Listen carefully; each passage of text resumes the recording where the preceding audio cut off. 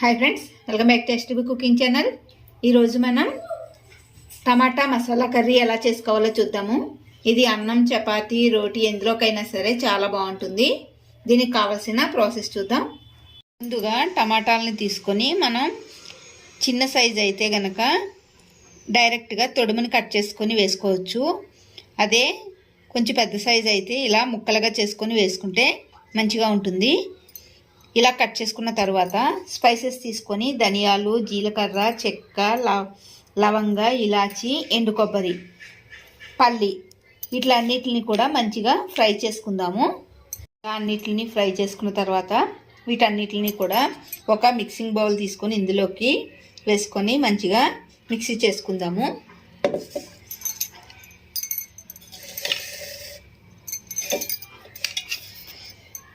ఇందులోకి ఒక 2 table spoon వరకు వేయించిన నువ్వులు, అలానే మనం ఫ్రై చేసుకున్న పల్లీలు నేను పొట్టు తీయకుండా వేసుకున్నాను.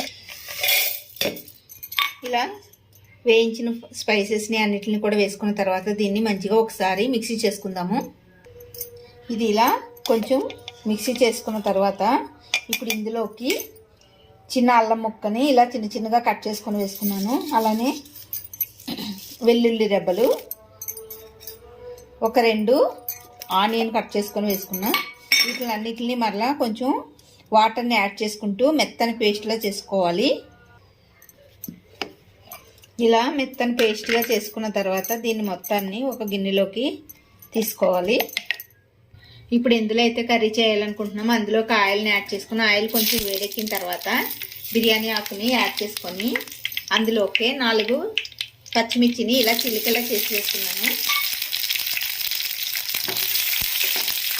ఇవి ఇలా కొంచెం ఫ్రై అయిన తర్వాత ఇందులోకి మనం రెడీ చేసి పెట్టుకున్న పేస్ట్ని యాడ్ చేసుకున్నాము.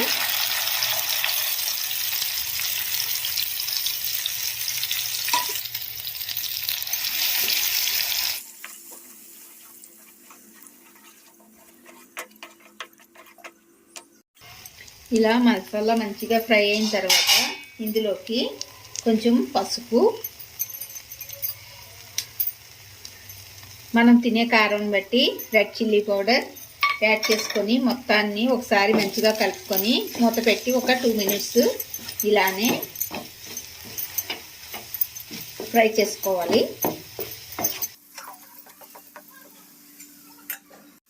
ఇది ఇలా ఫ్రై అయిన తర్వాత ఇందులోకి రుచికి సరిపడినంత సాల్ట్ని యాడ్ చేసుకొని మొత్తాన్ని ఒకసారి కలుపుకొని వాటర్ని యాడ్ చేసుకోవాలి.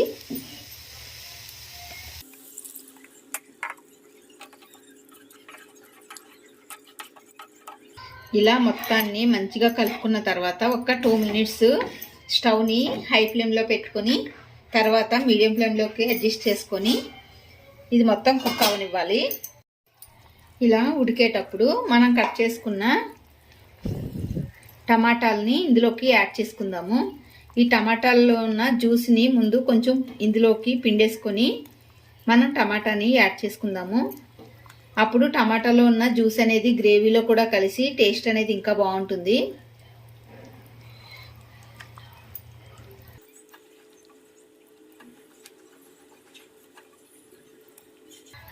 ఇలానే టమాటాలన్నిటిని కూడా మనం యాడ్ చేసుకోవాలి.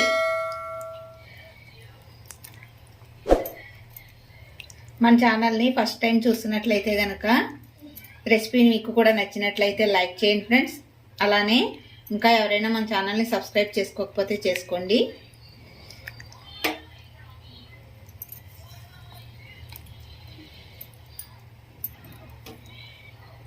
ఇప్పుడు ఈ టమాటాని మొత్తం ఈ కర్రీని ఒకసారి కలుపుకొని టమాటా అనేది మంచిగా సాఫ్ట్ అయ్యేంత వరకు కూడా మనం ఉడికించుకోవాలి.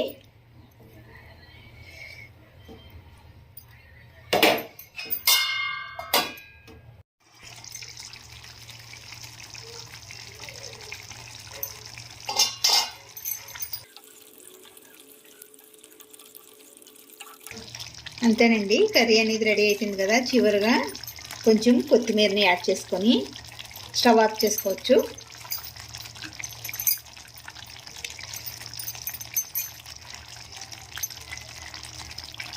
రెసిపీ మీకు కూడా నచ్చినట్లయితే లైక్ చేయండి ఫ్రెండ్స్.